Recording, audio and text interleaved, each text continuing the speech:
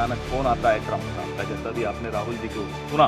Phone आकर बोला जाता है नरेंद्र जी सरेंडर। और ऐसा व्यक्ति अगर देश की बागडोर संभालता है तो देश का भविष्य खतरे में पड़ता है, वर्तमान में आपको सामने दिख रहा है। आजकल तो बड़ा रोड शो कर रहे हैं, अपनी नसें दिखते हुए सिंदूर सिंदूर सिंदूर, माफ कीजिएगा सस्ते डायलॉग मिल रहे हैं। हम ये पूछते हैं इनसे भाई रैलियों का प्रेम चोपड़ा डोनाल्ड ट्रंप के आगे क्यों रो पड़ा? और नरेंद्र मोदी प्रधानमंत्री हो सकते हैं, प्रधानमंत्री देश नहीं होता है, वो देश का प्रधानमंत्री हो सकता है, देश का सेवक हो सकता है, लेकिन भारत देश का नाम अलग अलग है।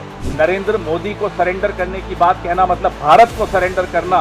वो आंख और कान खोलकर सुन ले और देख ले, ये देश 140 करोड़ भारतवासियों का है। अब मैं अच्छी तरह जानता हूँ, तो इन पर थोड़ा सा दबाव डालो, थोड़ा सा धक्का मारो, डर के भाग जाते हैं। जैसे उधर से ट्रंप ने एक इशारा किया, फोन उठाया, कहा मोदी जी क्या कर रहे हो? नरेंद्र सरेंडर। और जी हजूर करके नरेंद्र मोदी जी ने ट्रंप के इशारे का पालन किया। आपको एक समय याद होगा जब फोन कॉल नहीं आया था, 7th फ्लीट आई थी, 71 की लड़ाई में 7th फ्लीट आई थी, हथियार आए थे, एयरक्राफ्ट कैरियर आया था। इंदिरा गांधी जी ने कहा मुझे तो जो करना है मैं करूंगी। ये फर्क है, इनका कैरेक्टर है। ये सारे के सारे ऐसे हैं। आजादी के समय से सरेंडर वाली चिट्ठी लिखने की आदत है, 1 सेकंड में थोड़ा सा दबाव पड़े भैया ये लो, हाँ, तो ये इनका कैरेक्टर है। धन्यवाद। तो आपने देखा जो हमारे बेचारे भक्तजन हैं पिछले 11 साल से एक पिक्चर बना रहे थे अपने हीरो पे, मुकद्दर का सिकंदर।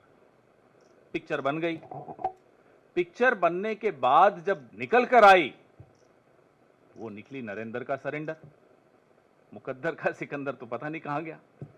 और नरेंद्र का सरेंडर जो आप बार बार देखते हैं, भक्तों को अब जाकर दिख रहा है। कई भक्त अब बेचारे हताश भी हो गए, निराश भी हो गए, सोशल मीडिया से दूर भी हो गए, व्हाट्सएप में ग्रुप छोड़ रहे हैं। हमें समझ में आता है उनका दर्द। देखिए बहादुरी जो होती है ना, इंसान के चरित्र में होती है, उसका कोई इंजेक्शन नहीं होता। कोई दवाई का डोज ले लिया, बूस्टर शॉट ले लिया, ये सब नहीं चलता। बहादुरी तो अगर है तो है, नहीं है तो नहीं है। तो ये भक्तों के सरेंडर में बहादुरी बिल्कुल नहीं दिखेगी। कायरता का इतिहास इनका अपना, खुद इनके संगठन का खुद। जब इतिहास ही कायरता का है और ऐसा व्यक्ति अगर देश की बागडोर संभालता है तो देश का भविष्य खतरे में पड़ता है, वर्तमान में आपको सामने दिख रहा है। 10 मई की दोपहर को जब हमारी बहादुर सेना ने पाकिस्तान की गर्दन दबोच ली थी, हावी हो गई थी, अचानक फोन आता है ट्रंप साहब का, जैसा भी आपने राहुल जी को सुना। और फोन आकर बोला जाता है नरेंद्र जी सरेंडर कर लीजिए। कड़क आवाज में बोला होगा, ये हमें पूरा भरोसा है। और यहां से भाई साहब जो हैं मिमियाते हुए सरेंडर कर गए।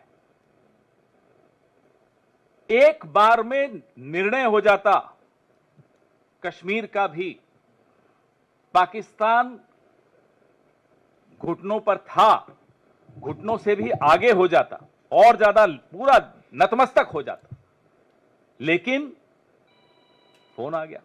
और साहब को जब वहां से फोन आ जाए तो आप समझ सकते हैं कि हम तो वो सोच रहे हैं कि उनकी बॉडी लैंग्वेज, क्योंकि आजकल सोशल मीडिया पे बॉडी लैंग्वेज एक्सपर्ट्स भी बहुत हैं, उस वक्त बॉडी लैंग्वेज क्या रही होगी जब डोनाल्ड ट्रंप का फोन आया हो। पिछले 22 दिनों में अमेरिकी राष्ट्रपति 11-12 बार, अब तो हमने गिनना बंद कर दिया, लेकिन 11 बार से भी ऊपर, 1 दर्जन समझ लीजिए बार कह चुके हैं कि मैंने व्यापार की धमकी देकर सीज फायर करवाया। ये नहीं बोला उन्होंने कि मैंने प्यार से बोला, प्यार की भाषा इस्तेमाल की, व्यापार की भाषा इस्तेमाल की। मोदी जी का किसी ने अगर जवाब सुना हो तो बता दीजिए।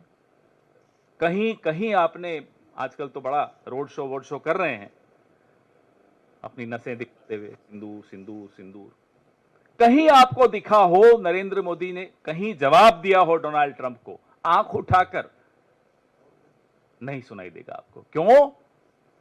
क्योंकि नाम नरेंद्र, काम सरेंडर। ये हकीकत है इस व्यक्ति की जो पिछले 11 साल से इस देश की बागडोर संभाले हुए। 1 महीना हुआ से ज्यादा ही हो गया, हम लगातार ये सवाल पूछ रहे हैं साहब, देश के आत्मसम्मान के साथ ये सौदा क्यों? हम पूछ रहे हैं पहलगाम के आतंकियों का क्या हुआ? हम पूछ रहे हैं सीजफायर किन शर्तों पर हुआ? हम पूछ रहे हैं कहां है हाफिज सईद, अजहर मसूद, दाऊद इब्राहिम, अनेक ऐसे आतंकी, पहलगाम के आतंकी पहले, ये वही ग्रुप है, एजेंसियों की द्वारा जो जानकारी मिलती रहती है हम सबको, आप सबको, ये वही ग्रुप है जो पहले ऐसे कई आतंकी हमले 4 बार तो कर ही चुका है, पुंछ में, गांडरबल में और भी कई जगह, गुलमर्ग में। तो उस समूह का क्या हुआ? आतंकी समूह का आपने सीजफायर तो बड़े दौड़ दौड़ कर दिया। ये जो महीने भर से जवाब की जगह, माफ कीजिएगा, सस्ते डायलॉग मिल रहे हैं, ये रैलियों का प्रेम चोपड़ा, हम ये पूछते हैं इनसे कि भाई रैलियों का प्रेम चोपड़ा डोनाल्ड ट्रंप के आगे क्यों रो पड़ा? क्यों नहीं जवाब देते? चलिए, डोनाल्ड ट्रंप को देने की हिम्मत नहीं है, हम सब आपसे सवाल पूछ रहे हैं, नहीं जवाब देंगे। सवाल पूछने वाला पाकिस्तान की भाषा में बात कर रहा है, सवाल पूछने वाला विपक्ष इस देश के टैक्स पेयर की बिहाफ पे, उसकी तरफ से, उसके मन की बात आप तक पहुंचा रहा है। यह सवाल इस देश के टैक्स पेयर के मन में है, जो आपके सैकड़ों विदेशी दौरों का पैसा देता है, जो हथियार जो आप खरीदते हैं उसका पैसा देता है।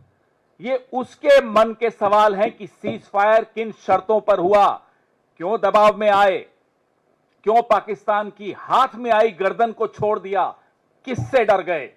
और नरेंद्र मोदी प्रधानमंत्री हो सकते हैं, प्रधानमंत्री देश नहीं होता है, वो देश का प्रधानमंत्री हो सकता है, देश का सेवक हो सकता है, लेकिन भारत देश का नाम अलग अलग है। जम्बू द्वीप भी है, हिंदुस्तान भी है, भारत भी है, इंडिया भी है, आर्यवर्त भी है, नरेंद्र मोदी नहीं है और न कभी हो सकता है। इसलिए जो ये कहता है कि नरेंद्र मोदी को सरेंडर करने की बात कहना मतलब भारत को सरेंडर करना, वो आंख और कान खोलकर सुन ले और देख ले।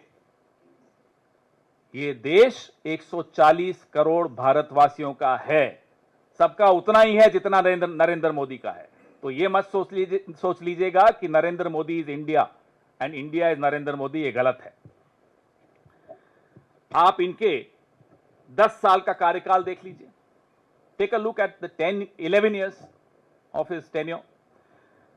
हमेशा सरेंडर करते हुए दिखेंगे, बड़ी बड़ी बातें, काला धन सरेंडर, फिर बड़ी बड़ी बातें, बेरोजगारी खत्म कर देंगे सरेंडर, किसानों की आय दुगुनी कर देंगे सरेंडर, चीन को लाल आंख दिखाएंगे। अब चीन पर तो क्या ही बताएं आपको, चीन के बारे में तो ये इनकी हालत हो जाती है कि मुंह खुलता नहीं है चीन के लिए, और जब मुंह खुलता है तो क्लीन चिट देते हैं। अभी पिछले हफ्ते चीन पर साहब बोल रहे थे, नाम नहीं लिया चीन का, चीन का नाम लेने में इतना डरते हैं कि अपने ही देश के एक बहुत बड़े भूभाग की बेइज्जती कर देते हैं, क्योंकि एक शब्द नहीं बोल पा रहे चीन। कहते हैं कि गणेश जी की आंखें छोटी होती हैं, खुल नहीं पाती। अरे साहब, इस देश का पूरा नॉर्थ ईस्ट में आंखें छोटी होती हैं, आप उन्हें चिढ़ा रहे हैं, आप उनका अपमान कर रहे हैं, गणेश जी का भी अपमान कर रहे हैं। बोलिए ना, चीन से बने हुए माल को नहीं लेना है। देश के प्रधानमंत्री की इतनी हिम्मत नहीं है कि चीन का नाम ले सके, कह रहे गणेश जी की आंखें छोटी होती हैं, खुलती नहीं है। अरे, और देश के प्रधानमंत्री क्या रैलियों में आह्वान करेंगे? स्वदेशी की मूवमेंट हमारी पार्टी ने कब चलाई थी? जब अंग्रेजों का राज था, तब हम नीतियां नहीं बना पाते थे, इसलिए हमने स्वदेशी का पूरा आह्वान किया, विदेशी माल जलाया गांधी जी के नेतृत्व में। इनकी पार्टी ने, इनकी जो विचारधारा वाले लोग हैं, इन्होंने नहीं किया। मैं कांग्रेस की बात कर रहा हूं। अब तो आप प्रधानमंत्री हैं, अब भी आप आह्वान कर रहे हैं, हिम्मत दिखाइए, नीति बनाइए, सरेंडर मत कीजिए, नरेंद्र बनिए, सरेंडर मत बनिए, नीति बनाइए कि साहब चीन का माल नहीं आएगा हिंदुस्तान में, तब तो हमको समझ में आएगा कि साहब आप में कुछ थोड़ा बहुत गुण है। हाँ, हमें पूरा भरोसा है कि है नहीं, क्योंकि अब तो 11 साल हो गए। बोलते हैं साहब ये नया भारत है, ये नया फलाना है, नया ढीमका है, नया ये है, नया सब कुछ तो नया है। अरे साहब, पुराना भारत वो था जो सातवें बेड़े से नहीं डरा, जिसने पाकिस्तान के 2 टुकड़े किए, जिसने निक्सन को नजरअंदाज किया, जिसको मनाने के लिए फिर निक्सन ने अपने स्पेशल एक दूत को भेजा, जो क्योंकि इंदिरा जी दिल्ली में नहीं थी, जॉन कॉनेली उस दूत का नाम था, ट्रेजरी सेक्रेटरी था अमेरिका का। इंदिरा जी दिल्ली में नहीं थी तो वो शिमला गया उनसे मिलने, क्योंकि निक्सन रूठे हुए भारत को मनाना चाहता था। ये पुराना भारत था, ये आए हैं नया भारत लेकर। तो भारत को आप बख्श दीजिए साहब, आपकी कायरता से भारत को बख्श दीजिए, भारत बड़ा आपका ऋणी रहेगा। क्योंकि आपकी कायरता इस देश की नौजवान पीढ़ी को क्या सिखाकर जा रही है? सिर्फ डायलॉग में हमें आपकी जरूरत नहीं, हमारे पास बहुत है, हमें मालूम है आपने ट्रेनिंग ली है डायलॉग देने की। और ये एक हकीकत है जो मैं बार बार दोहराता हूं, आप लोगों को मजाक लगता है, मजाक नहीं है। उस आदमी को फिर सांसद भी बनाया एक टर्म के लिए, जिससे ट्रेनिंग ली थी, आप नाम जानते हैं, परेश रावल। उसी से ट्रेनिंग लेते थे ये साहब, कई कई घंटों गुजरात में ट्रेनिंग का सेशंस चलते थे, मुझे मालूम है किसके फार्म हाउस पे चलते थे। चलिए वो छोड़िए, आप देश के प्रधानमंत्री हैं, फिर आप नया भारत मत करिएगा। अब विदेश नीति, सरेंडर नीति, देश के अंदर सारी नीतियां ट्रोल्स चलाते हैं, और देश के बाहर की जो नीतियां सरकार में जो बनाई जा रही हैं, वो एक व्यक्ति जो सरेंडर करके बैठा है वो चलाता है। बांग्लादेश पड़ोस में है, भारत की सीमा से 12 किलोमीटर दूर बांग्लादेश में एक पुराना खंडहर एयरबेस, अब उसको चीन अपग्रेड कर रहा है, मॉडर्नाइज कर रहा है, उसका रिपेयर कर रहा है, भारत की सीमा से 12 किलोमीटर दूर। ये अभी इसी हफ्ते की डेवलपमेंट, ये अभी 2-3 दिन पहले की खबर। ये विदेश नीति आपकी है कि संकट की घड़ी में एक भी देश, मैं दोहराता हूं, एक भी देश आपकी सुर में सुर मिलाकर पाकिस्तान को आतंकी देश नहीं करार कर पाया। आप नहीं कर पाए। जब ऑपरेशन सिंदूर आपने लॉन्च किया, एक भी देश, मैं फिर दोहरा रहा हूं, एक भी देश आपके साथ नहीं खड़ा था। वहां तुर्की खड़ा था, चीन खड़ा था, अजरबैजान खड़ा था, लगातार प्रस्ताव आ रहे थे। ऑपरेशन सिंदूर के पश्चात कुवैत ने वीजा रेस्ट्रिक्शन हटा दी पाकिस्तान पर से। कुवैत में 21% आबादी भारतीयों की है। कुवैत का जो लेबर फोर्स है, श्रमिक जो हैं, 30% श्रमिक कुवैत के भारत के हैं। अब ऑपरेशन सिंदूर के बाद डोनाल्ड ट्रंप ने जब भारत और पाकिस्तान को हाइफनेट कर दिया, उसके बाद कुवैत और पाकिस्तान एमओयू साइन कर रहा है लेबर पे, श्रमिकों पे। ये हमारे यहां के श्रमिकों की हालत होने वाली है। यह है सरेंडर नीति। इसीलिए कहते हैं नाम नरेंद्र, काम सरेंडर। हमें बोलने में अच्छा नहीं लगता है, देश के प्रधानमंत्री हैं, लेकिन अगर देश का प्रधानमंत्री कायर निकले, बहादुर सेना, बहादुर देश, पूरा विपक्ष आपके पीछे खड़ा था, आप घुटनों पर आ गए, अमेरिका के दबाव से आ गए। सेना हतप्रभ, देश हतप्रभ, विश्व हतप्रभ, विपक्ष हतप्रभ, मीडिया हैरान, लेकिन साहब सरेंडर। इसीलिए कहते हैं नाम नरेंद्र, काम सरेंडर। बांग्लादेश का मैंने आपको उदाहरण दिया, चीन का उदाहरण दिया। आप नेपाल में आप लोग पास में ही है, जाते भी होंगे, गए भी होंगे पिछले 2-3 साल में। टैक्सी वालों से बात करके देखिए, सरकार के किसी अफसर से बात करके देखिए, किसी भी पार्टी के नेता से बात करके देखिए। आप ही में से कई लोग मुझे भी आकर बताते हैं, मैं तो बहुत सालों से नहीं गया। जो एंटी इंडिया सेंटिमेंट है नेपाल में, 10 साल पहले नहीं था। नेपाल में जब इतना भारी भूकंप आया, और हमारे मोदी जी कहते हैं कि वो भूकंप की जानकारी उन्होंने नेपाल को दी थी आने के बाद, मतलब उसके बाद भारत ने वहां बहुत सहायता की। लेकिन नेपाल आज चीन से इतना समीप आ चुका है। अब ये बताइए, सरेंडर नीति आपकी नहीं है तो क्या है? जो कॉरिडोर की बात हो रही है, लगातार जो पाकिस्तान के साथ, कई और देशों के साथ चीन मिलकर कॉरिडोर जो बना रहा है, आप क्या कर पाए उसका? आप आईएमएफ का लोन रुकवा पाए तो बताइए। अभी मैं आपको एक और बताता हूं, वो क्रिएटिव चलाइए। अभी कुछ दिन पहले का मैं आपको 1 जून का फोटो दिखाता हूं आपको, बड़ी इसमें, ये 1 जून को प्रधानमंत्री जी मिल रहे हैं Asian development bank mister Masato Kanda से। ये 1 जनवरी का, 1 जून का। 3 जून को एडीबी $800 मिलियन पाकिस्तान को दे रहा है। ये अभी कल की बात है। ये 1 जून फोटो देखिए, नतमस्तक हाथ जोड़कर बैठे हैं, और 3 जून को देखिए क्या हो रहा है। अब बताइए, नरेंद्र सरेंडर नहीं है तो क्या है? और ये फोटो देख करके आपको लगता है भारत ऐसा कभी कर सकता है? भारत का कोई और प्रधानमंत्री कभी ऐसा कर सकता है? नहीं कर सकता। ये स्थिति हमारे देश की एक कायर प्रधानमंत्री ने बना दी। आप के साथ एक और नवरत्न है आपके कैबिनेट में, क्या नाम है, पराजय शंकर।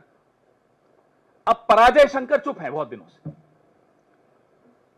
पराजय शंकर चुप इसलिए हैं कि बेचारों को बोला जाता है अभी आप जवाब दो, फिर जवाब देते हैं तो ट्रोल हो जाते हैं। ऐसा नाकारा विदेश मंत्री, भाई आप हो सकते हैं पराजय शंकर, ये देश कभी पराजित नहीं हो सकता। भले ही इसका विदेश मंत्री पराजय शंकर हो, भले ही प्रधानमंत्री कायर हो, ये देश ऐसे लोगों को फिर से बैरक में भेजना जानता है। इस देश की सेना मजबूत है, मैं फिर से दोहराता हूं, यह देश मजबूत है, लेकिन इस देश की सरकार कायर है, इस देश के प्रधानमंत्री कायर हैं, इस देश का कैबिनेट में इतनी हिम्मत नहीं है कि प्रधानमंत्री को बोल सके कि कायरता बंद कीजिए, जवाब दीजिए। हम इंतजार कर रहे हैं कि पूरी जो शाखाओं में ट्रेन होकर अब कैबिनेट में घुसे हैं, सब तो नहीं शाखाओं से ट्रेन हुए, कुछ हमारे यहां से भी उधार लेकर गए हैं, कोई तो बोलेगा, देखते हैं।